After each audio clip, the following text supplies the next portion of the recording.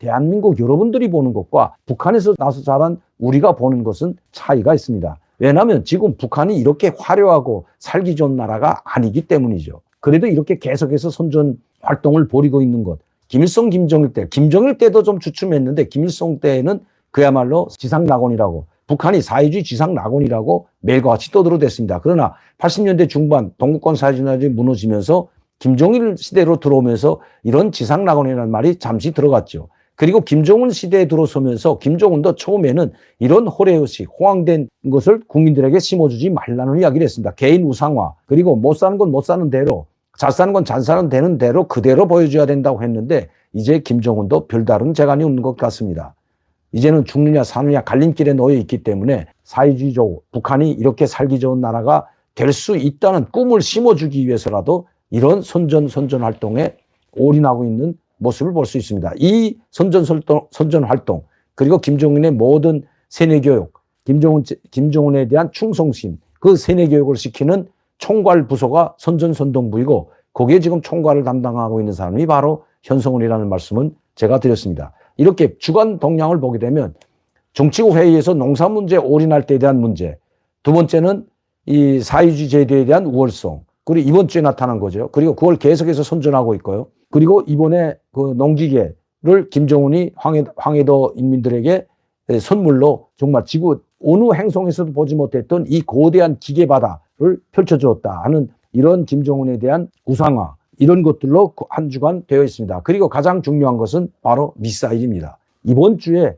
가장 핫한 뉴스는 뭐니 해도 미사일 발사가 핫한 뉴스일 겁니다. 그런데 북한은 어떤 매체에서도 지금 미사일 발사에 대해서는 이런 방구도 하지 않고 있습니다. 노동신문, 조선중앙통신, 조선중앙TV나 우리민족기지 사이트를 비롯한 대남대회 사이트에도 전혀 미사일 발사에 대해서 언급하지 않습니다. 예전 같으면 자기네들이 미사일이 정확히 몇백 킬로 나가서 목표물을 맞췄다고, 또 고도화 전략화가 됐다고 아주 선전할 것도 한데 하지 않고 있다는 겁니다. 이제는 이런 고도화 전략화, 초종밀화 됐다는 것을 선전할 단계는 지났다는 거죠. 즉 이제는 실기 훈련 연습에 돌입하고 임의 순간에 언제 어디서 어떤 장소에서 임의 순간에 타격할 수 있다는 것을 보여주는 것 같습니다. 그리고 아침에도 새벽에도 쏘고 낮에도 쏘고 밤에도 쏘면서 시간과 장소에 구애받지 않고 임의 순간에 북한 우리 한반도 전역에, 제주도를 비롯한 한반도 전역에 미사일로 타격할 수 있다는 것을 계속해서 지금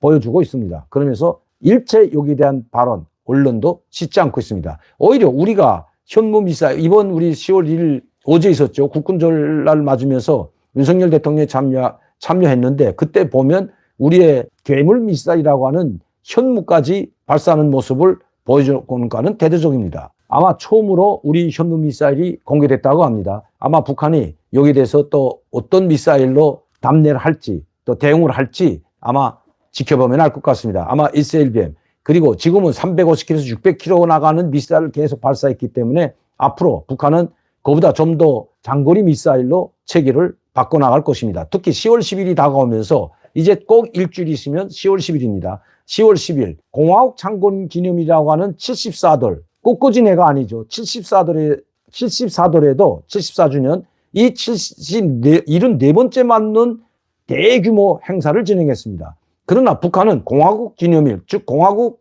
창건 기념일보다는 더 앞세우는 것이, 더 위에 있는 것이 바로 조선노동당 창건 기념일입니다. 왜냐하면 국가 위에 당이 있다고 이미 헌법에 명시되어 있기 때문입니다. 조선민주주의인가는 조선노동당이 지도한다고 되어 있습니다. 자, 그렇다면 국가 위에 당이 있습니다. 그럼 이 당 기념일 77돌 때에는 어떤 행사를 기획하고 있을까요? 김정은이 아마 이 행사에는 분명히 나올 겁니다. 그래서 지금 충전할 시간을 가지고 있는지도 모르죠. 재난방지 총화를 긴급히 소집한 이후에 약 3일 동안 연이어 대규모 행사를 치렀습니다. 그것도 최고인민회의를 주재했고 연설을 했고, 그리고 최고인민회의 끝나는 것과 동시에 이 노력 촉진자들, 비상방역에 참가했던 그 공로자들과 기념 촬영을 하고 최고인민회의에 참여하고 연설을 하고, 그리고 저녁에는 연회를 끝나고 만찬 이후에 바로 행사 강행군을 했죠. 그리고 그게 9월 8일까지입니다. 그리고 9월 9일 날 바로 또다시 기념 촬영을 하는 강행군을 했습니다. 그러니까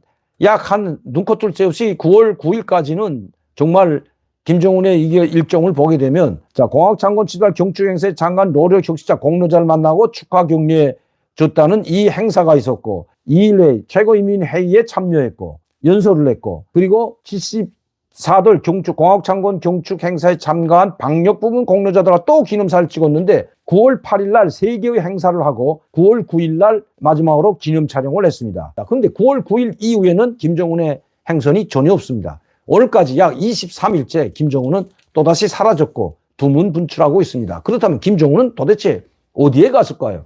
제가 여러분들께 말씀드렸듯이 8월 18일 행사 이후에 사회문화회관에서 행사가 있었죠. 바로 국가비상방역대책 일꾼들, 군의부문 장교들과 간호원들을 모아놓고 회의가 아니라 내가 이 자리에 당신들을 모아놓은 것은, 불러들인 것은 바로 축하해주고 격려해주기 위해서였다. 정말 비상방역에 동원돼서 자기 한 목숨 초기와 같이 바쳐서 자기의 그 몸을 아랑곳도 하지 않고 모든 인민들의 생명과 안전을 지키기 위해서 희생 정신을 발휘한 이 인민군 군의관들, 간호원들에게 열렬한 축하를 보낸다. 진심으로 인사를 보낸다. 그리고 나는 당신들을 만나고 싶었다. 이런 연설을 장황하게 했습니다. 그게 9월 18일이라고 합니다. 자, 그렇다면 그 이후에 9월 5일 재난방지사업총괄회의 전까지 김정은은 약 20일 동안 자리를 비웠습니다.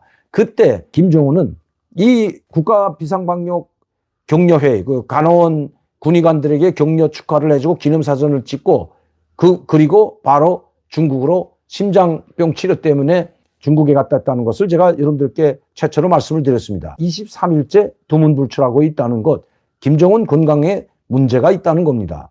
앓지 않고서는, 자, 건강에 이상이 있지 않고서는 이렇게 오랫동안 나오지 않은 적이 별로 없기 때문입니다. 물론 25일 정도 안 나온 적도 있지만 지금 그때하고 지금과 비슷하다는 겁니다. 그때에도 강원도 원산에서 있었던 장거리 미사일 발사 현장에서 3발을 발사했는데 한 발이 공중에서 폭파됐다는 이야기가 미국 정보당국에서 공개됐고 그 이후에 김정은이 치료를 받고 있다가 5월 달에 순천 복합비료 공장에 나타나서 테이프를 끊었던 것 아마 여러분들 기억하실 겁니다. 그때도 다리가 약간 절면서 나왔죠. 그 외에는 약 한 달간 25일, 20일 이상 한 달간 자취를 감춘 적이 별로 없습니다. 그럴 시간적 여유가 김정은에게는 지금 없기 때문입니다.